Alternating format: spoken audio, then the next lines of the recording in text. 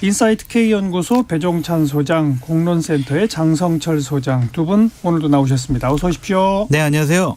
안녕하십니까, 배종찬입니다. 네, 이번 한 주 달궜던 여러 정치 이슈들 가운데 어떤 게 제일 세 가지 같아요. 네. 이재명 당대표 체포 동의안 국회 부결, 그리고 윤석열 대통령의 3.1절 기념사 논란, 그리고 국민의힘 전당대회 투표, 이 세 가지로 잡아봤습니다. 배 소장님도? 저는 뭐 하나 굳이 추구하자면 이제 급격히 불거진 정순신 전 지명자 이후에 이 학교 폭력 관련된 이슈, 요거까지 포함될 수 있을 것 같습니다. 네, 바로 어제 있었던 일이니까 국민의힘 전당대회 첫날 모바일 투표율이 34.72%. 그러니까 지난번 이준석 대표 될 때의 최종 투표율이 36%대라면서요. 그렇습니다. 그런데 그 하루 만에 그냥 그걸 거의 가까이 갔잖아요. 네, 그리고 지금 오후 1시 현재 지금 44%예요. 그래서 84만 명 중에서 37만 명이 지금 이미 투표했다. 그렇죠. 상당히 높다고 봐야죠. 높아요. 네. 이렇게 높은 건 누구한테 유리합니까? 그래도 이제 쫓아가는 도전자들한테 유리하다고 이제 대체로 볼 수는 있습니다. 예. 그렇게 보는 이유는 뭐냐면 뭔가 파란과 돌풍이 일어날 때 지난 2년 전에 2021년 6.11 전당대회 때도 이준석 돌풍이 불 때도 투표율이 최종적으로는 45%였거든요.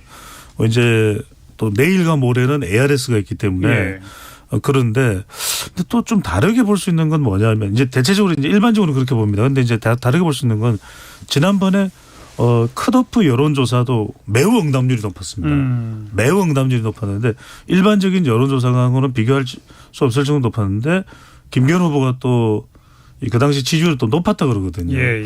그러니까 이게 정확하게 일종의 반전의 높은 투표율인지 아니면 정리의 높은 투표율인지 이건 좀 진짜 뚜껑을 열어봐야 될 것 같아요. 모르겠다 이 말이에요. 예, 한마디로. 장 소장 어떻게 보세요? 아니 근데 이준석 대표 할 때는 최종 투표율이 36% 아니었어요? 45 최종적으로. 아니 다 합해서. 그게 대선 후보 뽑을 때가 45% 아니었나? 난 그렇게 알고 있는데. 그런가요? 35, 한번 더 확인해 보겠습니다. 35, 45 이렇게 네네. 그거 한번 확인해 보실 될 것 같고요. 각자 지금 다 유리하다고 그래요. 그러게요. 김기현 후보는 아니 우리가 동원을 해서 그리고 나를 지지하고 또한 대통령과 싸우지 말고 호흡 맞춰서 일할 사람 필요하다. 그래서 나를 지지하는 사람들이 지금 대교 투표장에 나왔다라고 하는 거고. 투표장에 나온 게 아니고 모바일 투표를 했다. 예, 모바일 투표. 그리고 천하람 후보나 안철수 후보나 이런 분들은 이제 당이 바뀌어야 된다. 그러한 열망들이 자발적인 투표로 지금 이어지고 있다. 서로 유리하다고 얘기하는데 일단 배 소장님 말씀한 것처럼 쫓아가는 쪽이 유리한 것 같아요. 투표율이 높으면 높을수록. 왜냐하면 조직적으로 동원할 수 있는 투표율은 한계가 있거든요. 그걸 넘어선 수치가 나온다는 것 자체가 일단은 천하람 후보에게 좀 유리하지 않나라고 전망해 봅니다. 네. 그리고 모바일 투표라고 하는 게 아무래도 젊은 층들이 더 익숙하게 잘 할 수 있다. 뭐 이거는 장점도 또 그 천하람 측에서는 맞아요. 얘기하더라고요. 네, 당에 물어봤어요. 모바일 투표가 이틀을 하고 또한 ARS 투표를 이틀 하잖아요. 그래서 비율이 어떻게 됐냐 그랬더니 모바일 투표 때 한 60%가 투표를 하고 ARS 때 40%가 투표를 한대요. 최종 투표율 중에서. 그렇다면은 지금 현재 44%면 오늘 대략 50% 간다고 보면 투표율이 자칫 잘못하면은 뭐 한 80%? 아이 그 정도는 안 나올 것 같고요. 이미 ARS 할 분들도 이번에 좀 모바일 투표 많이 한 것으로 보여져 가지고요. 한 60% 가까이 나오지 않을까? 그렇게 좀 전망해 봅니다. 네. 그러니까 이런 것들이 과연 정말 누구한테 유리할지 정말 저도 궁금해요. 그러니까 일단은 두 사람이 기대감을 가질 수밖에 없을 것 같아요. 그러니까 이제 안철수 후보나 한교안 후보보다는 이제 조직표 아니면 바람이거든요. 그렇죠. 일단은 전당대회는 상당한 조직표. 왜냐하면 지금 김기현 후보 쪽은 상당히 또 문자도 많이 전달하고 있는 것 같아요. 조직표 하면 김기현, 바람 하면 천하람. 천하람 쪽이겠죠. 그러니까 아까도 말씀드렸지만 이제 첫날 투표율로서는 지난 이준석 때보다 이제 10% 정도 더 높다 이렇게 이제 전망이 되고 있는 거라면 최종 투표율도 높을 수밖에 없을 테니까 각자의 조직과 천하람의 막판 바람이 어느 정도 있느냐 이건 좀 관건이겠죠. 그래서 두 분 예측해 보세요. 8일 날 끝납니까? 12일까지 갑니까? 저는 결선 가가지고 천하람 후보가 2등으로 결선 갔으면 좋겠다라고 말씀을 드리는데 그래야 더 재밌잖아요. 전망이라기보다는 바람인데 1차에서 끝날 것 같아요. 그래요? 예, 워낙 이제 당원들이 근데 제가 예측이 항상 틀리고 배 소장님 예측이 맞는데 당원들이 이번에는 좀 1년도 안 된 대통령과 호흡 맞출 수 있는 안정감 있는 당대표를 원한다라는 게 좀 전반적인 분위기인 것 같아요. 배 소장님 어떻게 전망합니까? 뭐 일부 신문에서는 이 당원 투표의 높음 가지고서 이제 침묵하던 다수의 반란이라고 이야기를 했는데 다수의 반란일지 그러면은 이제 국민의힘 지지층에서 담겨져 있지 않던 표심이 이제 당원부터 나타난다는 건데 읽을 수 없는 지표로 읽을 수 없는 표심으로 분석을 하기는 저는 어려울 것 같고요. 일단 드러난 표심 어떤 지표 간접적으로도 확인할 수 있는 지표로 보면은 최근 들어서 김기현 후보 쪽에서 올림 현상이 있었다. 그리고 안철수 후보는 위축된 상태에서 별로 돌파구가 보이지 않았다. 그리고 천하람 후보는 분명 바람은 맞는데 그 바람이 한계는 있었다. 그렇게 보면 결선 투표로 갈 가능성은 점차 낮아지고 있는 것 같습니다. 네. 두 분 전망이 비슷하네요. 앵커니 근데 우리가 분석을 안 해본 부분이 뭐냐면 이렇게 투표율이 높아지면 최고위원 선거에 어떤 영향을 끼칠 것인가 그것도 한번 좀 지켜봐야 그렇죠. 될 것 같아요. 예. 그러니까 이게 천하람 바람이 불면은 허은하 김용태 이렇게 이준석계의 최고위원들이 좀 더 당선될 가능성이 높다. 그렇죠. 그리고 한창 지금 논란을 불러일으키는 청년 최고위원 장해찬 최고위원을 이기지는 어려울 수도 있겠지만 어쨌든 이기현 후보가 얼마나 또 추격해 가느냐 이것도 좀 봐야 될 것 같아요. 그리고 과연 조수진, 김재원, 민영삼, 김병민 여론조사상 좀 높게 나오는 사람들이 진짜 당원 투표에서도 많이 받아서 과연 그분들이 최고위원 될까? 이것도 봐야 될 것 같고 너무나 흥미로운 포인트가 많아요. 그러니까 막판에 최고위원 경선은 8일날 그냥 끝나는 거잖아요. 그렇죠. 그렇죠. 그건 뭐 결선 투표가 따로 없는데 8명의 후보자 중에서 이제 4명이 선택받는 건데 대체로 이제 이것도 전당대회를 가까워지면서는 공통적인 특징은 당대표 판세와 마찬가지로 좀 친윤 쪽으로 기울어지고 있습니다. 그런데 여기서 이제 핵심은 천하용인 중에서 한 사람이라도 누군가 살아남을 사람이라면 이제 최고위원 2사람 중에 한 사람 정도로 생각하겠죠. 예. 아냐 용이냐. 네.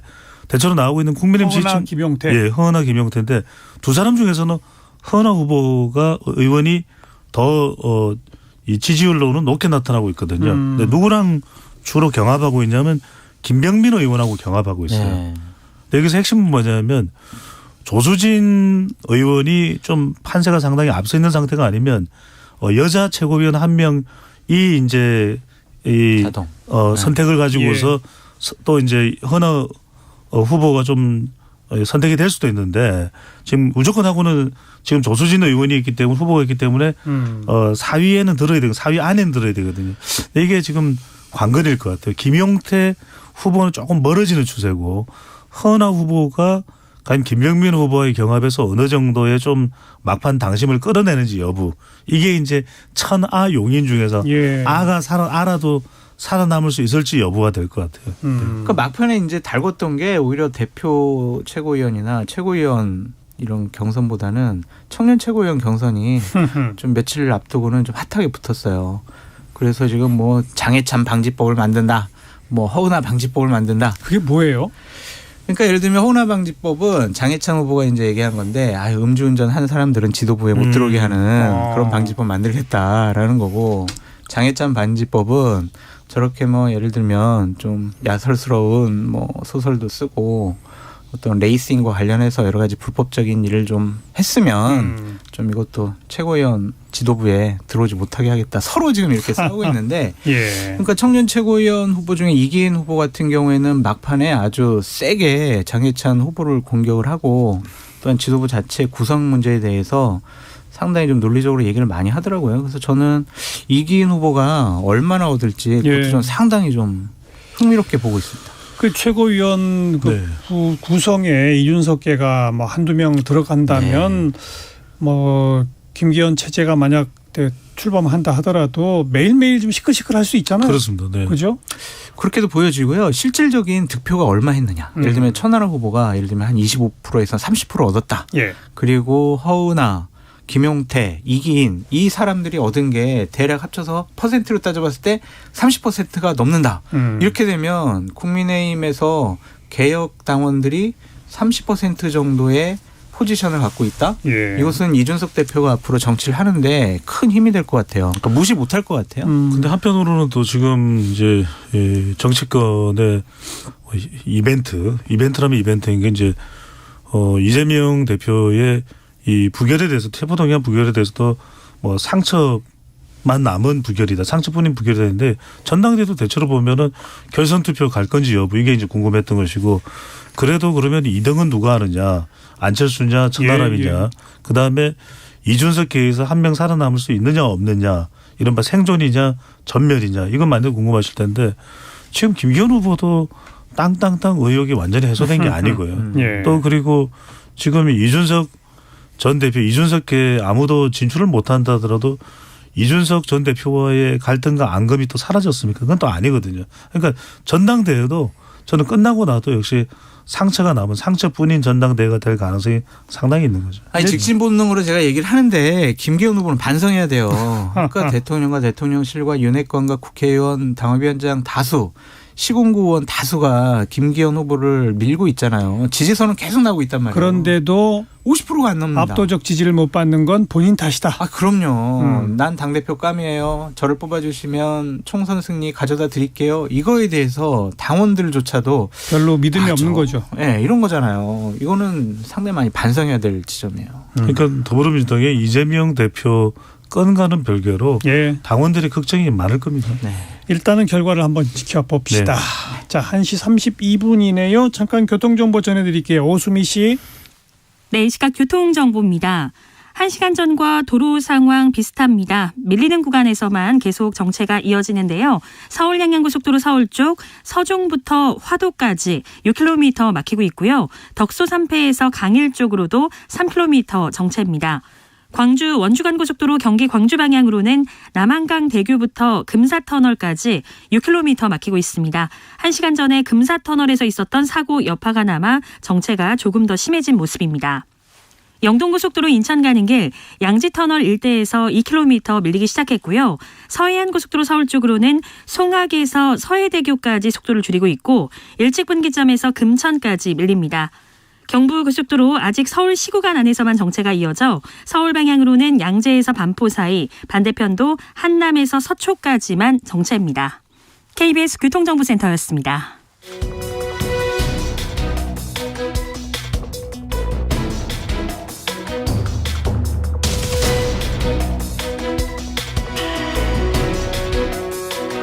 여러분께서는 직진본능 직설하고를 듣고 계십니다. 정관용의 시사본부 일요일 2부 직진본능 직설하고입니다. 인사이트 K연구소 배종찬 소장, 공론센터 장성철 소장 두 분과 함께하고 있고요. 윤 대통령의 3.1절 기념사가 정치권의 논란이죠. 관련된 목소리 쭉 좀 들어보고요. 이야기 나누겠습니다. 변화하는 세계사의 흐름을 제대로 읽지 못하고 미래를 준비하지 못한다면 과거의 불행이 반복될 것이 자명합니다. 과거 군국주의 침략자에서 우리와 보편적 가치를 공유하고 안보와 경제 그리고 글로벌 아젠다에서 협력하는 파트너가 되었습니다. 자유 확대와 공동 번영에 책임 있는 기여를 해야 합니다. 일본의 침략을 우리 탓으로 돌리는 듯한 말투입니다. 오늘 아침 저와 우리 국민들은 역대 최악의 3.1절 기념사를 들어야 했습니다. 갈등과 대립의 연속이 아닌 역사에서 교훈을 찾고 미래지향적인 우리의 방향을 제시한 것에 큰 의미가 있습니다. 네, 차례로 윤석열 대통령의 목소리, 그다음 민주당 김의겸 의원, 그리고 정의당 이정미 대표, 그리고 국민의힘 박정하 의원의 목소리까지 쭉 들어봤습니다. 어떻게 평가하세요, 장 소장? 말한 부분은 인정할 만하다고 생각이 들어요. 우리가 한일 관계 과거 문재인 정권 시절처럼 완전히 파탄 나가지고 서로 쳐다보지도 않는 그런 관계는 적절하지 않는다라는 생각이 드는데, 그래서 그런 부분에 있어서 미래, 협력, 파트너, 뭐 안보, 경제 이런 얘기하신 거는 잘하셨다. 근데 말하지 않는 부분에 대한 비판이 많은 것 같아요. 전임 대통령들께서는 항상 일본, 과거사, 사과, 반성, 배상 이런 문제에 대해서 언급을 했었잖아요. 이건 그 뚝 떼어놓고 얘기를 안 했단 말이에요. 그러니까 3.1절 날 하필 대통령께서 그냥 미래 얘기만 하는 게 맞아? 라는 비판이 많이 있는 거죠. 그러니까 논란이 되고 있는 뭐 근대화 식민지론과 관련된 여러 가지 문장도 있었지만 그것도 앞부분에 대해서 얘기를 했으면은 그렇게 큰 문제가 되지 않았을 것 같다. 그래서 말하지 않는 부분에 대한 비판은 충분히 감내해야 된다는 생각이 들고요. 윤석열 대통령의 커다란 숙제가 맞닥뜨려진 거다. 한일 정상회담 때 예. 과거사 문제, 사과 문제, 배상 문제 이런 것들을 얼마나 원만하게 해결할 것인가 이것을 좀 지켜보고 최종적인 판단을 해야 되지 않을까라는 생각이 듭니다. 배 소장은 어떻게 평가하세요? 저는 과연 대통령 지지층인들 공감했을까. 결국 대통령의 메시지는 지지층을 공감시키는 것은 기본일 테고요. 대통령의 메시지는 방향성도 있어야 되고 균형성도 있어야 되고 공감성도 있어야 될 겁니다. 그런데 저는 균형성과 공감성에서 대통령의 이 5분 연설에 그것을 국민들이 인식하기 너무나 힘들었다. 그러니까 자칫 잘못하면 오해를 불러일으킬 수 있는 그런 메시지가 될 수도 있거든요. 그러니까 일본하고의 과거 관계는 크게 대수롭지 않다. 이제는 미래만 보자. 예. 근데 그게 좀 더 다른 어떤 이 한일 정상회담의 자리에서 또 다른 주제를 놓고서 이야기를 했더라면 그럴 수도 있었겠다는 생각이 듭니다. 3.1절 기념사기 그러니까 때문에 부적절하다. 3.1절 기념식에서 굳이 그 이야기를 전적으로 대부분의 메시지로 저래서 전문을 한 10편 넘게 읽어봤거든요. 그런데 참 왜 오해 사기가 십상이지라는 생각을 할 수밖에 없는 것이 분명히 그 일본이라는 나라에 대해서 국민은 또 다릅니다. 일본 국민에 대해서는 상당히 우리 20대 30대들은 이미지가 개선됐지만 지금의 일본 국민입니다. 과거의 일본 국민이 아니라. 근데 그런 부분을 윤석열 대통령이 이런 파장을 과연 대통령실이고 일본 전문가도 있고 안보실장도 있고 몰랐을까? 알고도 한 거라고 봐야죠. 예. 그렇다면은 대통령의 이 의도와 취지는 이해가 돼요. 예. 그 방향으로 가야 미국하고도 관계가 상당히 미국하고의 관계를 전제로 깔았을 때 그런 이야기를 했음직하지 않았을까라는 제 나름의 추측은 해봅니다. 왜 한미일 관계가 중요하기 때문에 미국은 계속 한일 친하게 지내라고 자꾸 그렇습니다. 하니까. 특히 이제 뭐 웬디 셔먼이나 지금 미국 외교를 이끌고 하는 사람이 상당히 친일적인 일본 우호적인 그런 인사들이 많고 실제로 이제 대통령의 기념사가 나온 이후에 바로 미국에서는 환영할 만한 기념사라는 이야기가 나왔거든요. 그렇다 하더라도 저는 조금 한 두세 문장이라도 더 있었다면 과거를 반성하지 않는 일본의 미래는 없다. 일본이 그 과거를 좀 더 정말 이 명쾌하게 이야기를 했을 때 반성했을 때 우리 국민들은 한 발짝 더 다가갈 수 있다. 저 이런 말씀 드리고 싶습니다. 이 데이트를 하는 사람이 감성적인 표현을 안 하고 싶은데 일본의 공전의 히트를 쳤던 드라마 중에 위더러브라는 드라마가 있거든요. 일본 드라마입니다. 그런데 그 드라마에 나오는 대사가 이겁니다. 가해자는 몰라도 피해자는 아는 법이다. 그렇죠. 잊지 못하는 법이다. 예. 우리는 잊지 못합니다. 그런데 더 큰 문제가 이제 뭐 한일 간의 강제징용 피해자 배상 문제가 거의 합의됐다는 식으로 보도가 나오는데 네.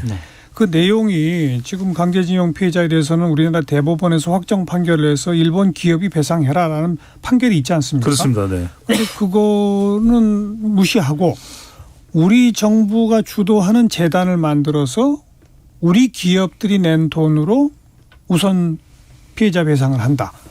그리고 일본은 그냥 기존 일본 정부들이 해왔던 과거사 사죄 발언 정도를 다시 한번 한다. 뭐 이런 내용이라고 그래요. 그렇죠. 그러니까 6일날 이걸 과연 받아들일까요? 피해자들이. 그러니까 내용 수준을 한번 지켜보시죠. 그러니까 6일날 한국에서 좀 발표할 것 같다라는 건데 어쨌든 정부 산하 재단에서 기금을 만들어가지고 그러니까 이제 포스코 같은 데가 기금을 만든 거잖아요. 근데 일본의 전범 기업인 미쓰비시나 일본 제철 같은 경우에는 참여를 하지 않고 그러니까요. 그냥 우리 기업이 만들어서 왜? 그때 한일 보상 받아가지고 어쨌든 포스코가 그것 때문에 기업이 됐고 돈을 벌었지 않았느냐. 그래서 그러한 혜택을 다시 되돌려준다. 이제 이러한 얘기인데 그것을 과연 피해자분들이 받아들일 제 것이냐. 말이요. 그것이 중요해 보여요. 지난번에 위안부 피해자 부분들은 맞아요. 한일 양국 간의 이른바 정부 간 합의 내용에서도 그 재단을 만들지만 재단의 돈은 일본에서 왔잖아요. 그렇죠. 그것조차도 피해자분들은 거부했단 말이에요. 근데 이번에는 더 하잖아요, 그것보다. 그러니까 이제 정부에서는 그러면은 우리가 정경련 참여하고 일본의 정경련 같은 게이단連이 참여를 해가지고 기금을 만들어가지고 과거사 배상 문제는 뭐 포스코가 좀 하고 우리가 미래를 향하기 위해서 한국 유학생들에 대한 장학금을 좀 주는 것으로 우리가 좀 여러 가지 배려와 조치를 하겠다라는 것으로 좀 보이고요. 어쨌든 기시다 총리가 과거 식민 지배에 대한 통절한 반성과 진심 어린 사죄 입장을 계승한다. 이런 무라야마 다마나 김대중 옵지 선언을 계승한다라는 수준에서 발언을 하는 것에 대해서 국내 여론이 어떻게 돌아갈까 그거 좀 지켜보셔야 당연히 부정적이지 않겠어요? 부정적이다. 부정적이죠. 왜냐하면은 그럼 어떻게 해요? 일본하고의 관계는 굉장히 민감하게 반응할 수밖에 없는 게 보수층 일부에서 이제 윤석열 대통령 쪽에 공감하고 지지할지 몰라도 MZ세대나 또는 중도층이나 심지어는 TK 대구가 어떤 지역입니까? 척산운동을 했던 곳이고 그다음에 PK 수많은 또 독립열사들이 배출됐던 곳이고 무슨 말씀을 드리고 싶으냐면 우리는 피해자인 거죠. 우리가 가해자가 아닙니다. 그러니까 우리가 피해자이기 때문에 계속 일본의 반성을 주장하는 겁니다. 미국은 일본의 반성 주장 안 하잖아요. 성전국이잖아요. 그러니까 무슨 말씀이냐면 독일은 어떻게 했냐면 독일이 이 전쟁을 이긴 미국이나 연합군에 배상을 하는 게 아니라 이스라엘이나 폴란드에게 또는 체코에게 엄청난 배상을 하고 이제 무한정의 돈을 적립해 놓습니다. 그래서 이 2차 대전과 관련된 피해를 입었던 사람은 누구라도 어느 국가라도 우리가 무한정 영구히 배상을 하겠다. 그게 독일이거든요. 오죽했으면 아데나워 총리인가요? 빌리 브란트인가 가서 무릎을 꿇지 않습니까? 글쎄요. 그런데 지금 이제 이번 3.1절 기념사에 또 곧 이어서 이런 그 강제동원 피해자에 대한 양측 합의안 발표 나오고 그리고 일본을 방문해서 한일 정상회담하고 대통령실은 그냥 밀어붙이자는 입장인 것 같은데 그런 것 같아요. 참 상당히 여론의 반응은 안 좋을 것이 뻔할 것 같고. 어쨌든 이런 것을 지켜봐야 될 것 같아요. 근데 그렇다고 우리가 무작정 너희들 사과하고 배상하고 우리 측 얘기 안 들어주면은 너희들과는 계속 우호관계 협력관계 해나갈 수가 없어라고 하는 것이 과연 맞는 것인가라는 것도 좀 생각을 해봐야 될 것 같고요. 저는 일단 추진 방향은 지금 윤석열 정부가 잘 잡았는데 일본에서 더 이상 망언이라든지 야스쿠니 신사 참배나 곡물 뭐 헌납 이런 것들 안 했으면 좋겠어요.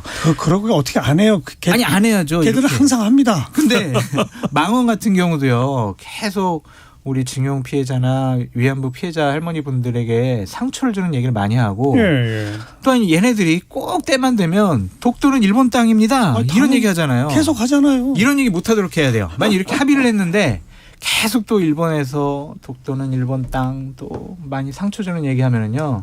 이거는 대통령의 뜻과 의지가 잘못됐다라고 국민들이 장 소장의 바람대로 없어요. 그렇게 안 됩니다. 안 돼요? 일본이 어떤 나라인데요? 저는 이 말씀을 꼭 드리고 싶은 게 여론의 국제정치라는 게 있거든요. 우리나라에서 이전에 이 반미 여론이 높으면 미국도 굉장히 의식합니다. 그래서 어떻게 하면 한국 국민들 여론이 격앙되는데 어떻게 하면 좀 한국에 그걸 풀어줄 수 있을까 고민의 고민을 주한 미 대사관도 하고 미국의 백악관도 하거든요. 저는 그걸 좀 윤석열 대통령이 얼마든지 활용할 수 있습니다. 지금 우리 국민들 여론이 일본에 대해서 참 분노하고 있다. 아니 이렇게 하면은 일본도 좋을 게 하나도 없다.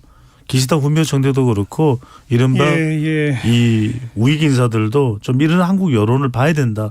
저는 그런 전략이 차라리 더 나은 전략이 아닐까 싶은 거죠. 그런데 그런 전략을 안 쓰는 것 같습니다. 대통령실은. 자, 이게 앞으로 이제 상당히 또 큰 뇌관이 하나 될 것 같다. 이 정도 말씀드리고 민주당 쪽 가서 이재명 대표 체포동의안에 무려 30여 표 이상의 반란표.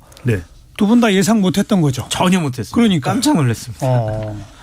어떻게 놀라신 다음에 어떻게 해석하고 있습니까? 그 이재명 당대표에 대한 반감과 공천과 총선 승리에 대한 두려움이 합쳐진 표심이 아닌가라는 생각이 들어요. 결국에는 뭐 공천이죠. 이재명 당대표가 있는데 과연 내가 공천받을 수가 있을까?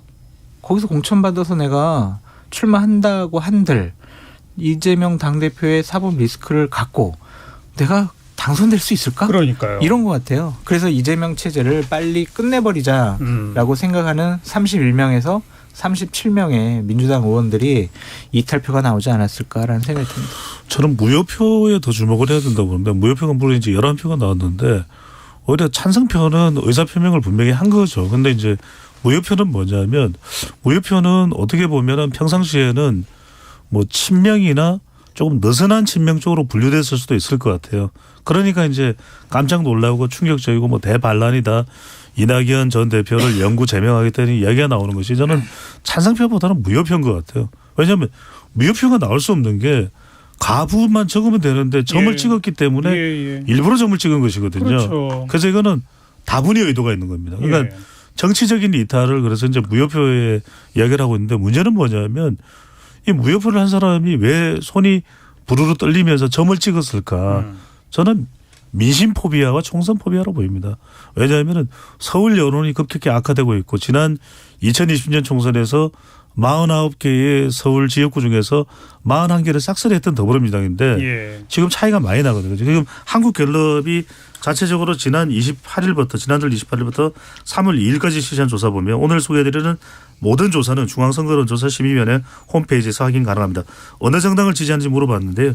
국민의힘이 39%, 민주당이 29%입니다. 두 가지 포인트가 뭐냐면 수도권 지역입니까? 아닙니다. 전체인데 수도권 지역은 차이가 더 벌어진다고. 서울은 더 벌어지거든요. 그런데 무슨 말씀이냐면 일단 민주당이 20%대로 하락한 것도 굉장히 상징적인 의미가 크고 또 하나는 직전 조사와 비교하면 5%포인트가 내려왔습니다. 이게 최근에 한 2, 3% 범위 내에서 움직였지 5%포인트를 움직인 적이 없어요. 근데 이거는 다른 이유를 이야기하기 힘들거든요. 그런데 지금 문제는 뭐냐면 민주당에서 나오는 반응은 당원 가입이 늘어났기 때문에 중도층이 흡수되고 있다. 이런 발언이 나와요. 이건 저는 말이 안 되죠. 지표는 지표대로 분명히 읽고 지지층들의 결집을 요구하는 목소리는 좀 분명하게 구분될 필요가 있을 것 같습니다. 그러니까 이처럼 여론 그 정당 지지도도 떨어지고 이런 양상이 지속되면 다음번 체포동의안이 만약 나오면 한 11명 정도만 더 돌아서면 가결이 되는 거거든요. 그렇죠. 이재명 당대표가 자칫 잘못하면 영장실질심사를 받으러 가서 구속될 상황에 처한다. 이거는 정말 헌정사상 처음 있는 일이 벌어지는 거잖아요. 그러니까 여건야건 만약 그런 일이 벌어지면은 상당히 당혹스럽고 혼란스러워할 것 같아요. 과연 이재명 당대표가 없는 민주당이 국민의힘에게 유리하냐라는 정무적인 판단도 국민의힘에서는 해봐야 될 것 같고 민주당으로서는 이재명이 없이 어떤 비대위를 내세워서 총선 공천과 총선을 치룰까 그런 고민도 해봐야 될 거거든요. 여러 가지 복잡한 사항이 상당히 많이 벌어질 것 같은데 결론적으로 말씀드리면 이재명 당대표는 그러한 위험 상황에 가지 않도록 모든 수단과 방법을 다 강구할 것이다. 그래서 예를 여기서 들면 나오는 것처럼 뭐 다음번 체포동의안 오면은 아예 표결에 불참 이런 거. 어쨌든 저게 통과되려면 제적 과반수가 참석을 해야 되거든요. 그럼 민주당 의원들만 빠져버리면 제적 과반수가 안 되기 때문에 투표가 무효가 돼버려요.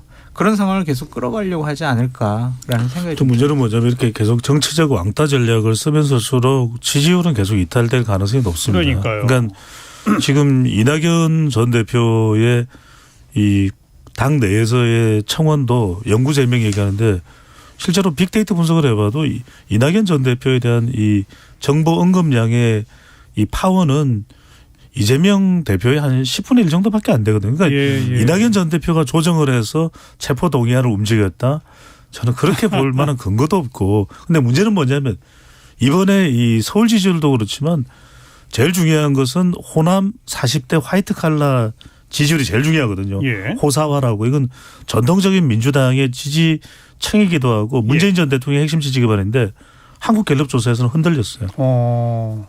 지난 대선 이후에 흔들리지 않던 호남 40대 화이트 칼라가 흔들렸습니다. 거기마저 흔들렸습니다. 그러니까 저는 이게 뭔가 다른 전략이 필요한 것 같아요. 저도 선뜻 어떤 것이 답이다라고 말씀드리기가 참 쉽지가 않은데 이대로는 안 될 것 같아요.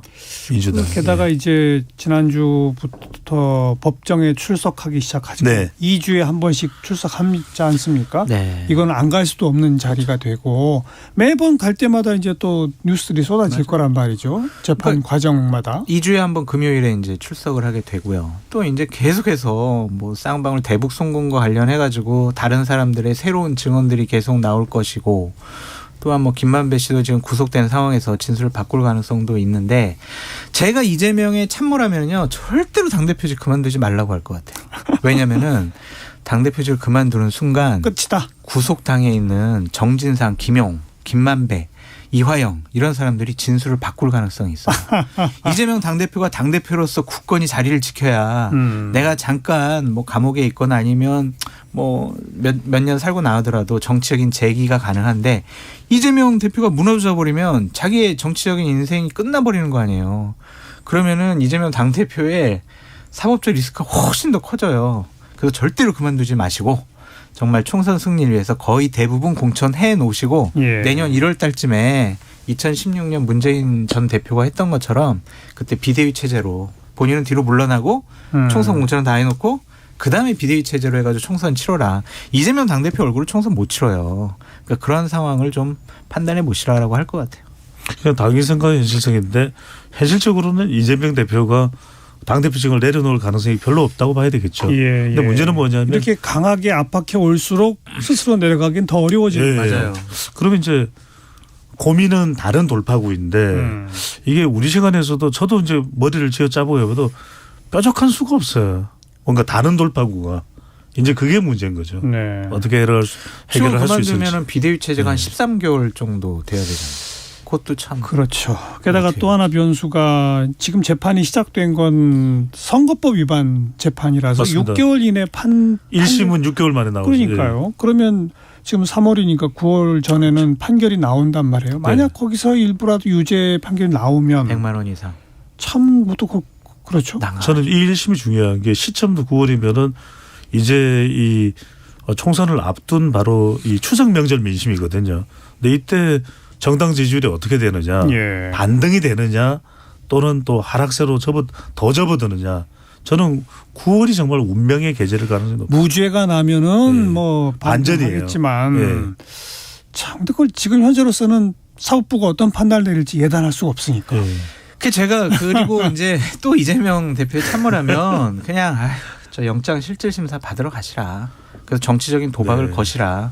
그래서 거기서 뭐 예를 들면 기각 이렇게 나오면은 앞으로의 검찰의 여러 가지 수사나 기소도 어느 정도 면죄부 받지 않겠느냐. 그런 정치인 승부수를 걸 때가 되지 않았을까라는 생각이 들어요. 전화를 좀 받으셨어요? 아니 안타까워서 그래요. 영장 실질심사를 그러니까 체포동의안 부결하지 말고 그냥 스스로 받아가라. 그래서 만약 구속되더라도 구속적부심 한 번 더 해볼 수 있잖아요. 그러니까 서욱 전 국방부 장관 같은 경우에는 구속이 됐지만 적부심에서 풀려나기도 했잖아요. 그러니까 제3자적인 법원이라는 곳에서의 1차, 2차 판단을 한번 받아보시라. 오늘 장성철 소장이 이재명 대표 참모라면이라는 전제로 여러 가지 조언을 했는데 아마 이재명 대표도 그런 얘기를 여기저기서 많이 듣고 있을 거예요. 어떻게 판단을 하는지 좀 지켜봅시다. 오늘 여기까지 합시다. 인사이트 K연구소 배종찬 소장, 공론센터의 장성철 소장, 직진본능 직설하고였습니다. 고맙습니다. 감사합니다. 고맙습니다. 볼빨간 사춘기가 부르는 가리워진 길 함께 듣고요. 저는 다음 주말 또 뵙죠. 안녕히 계세요.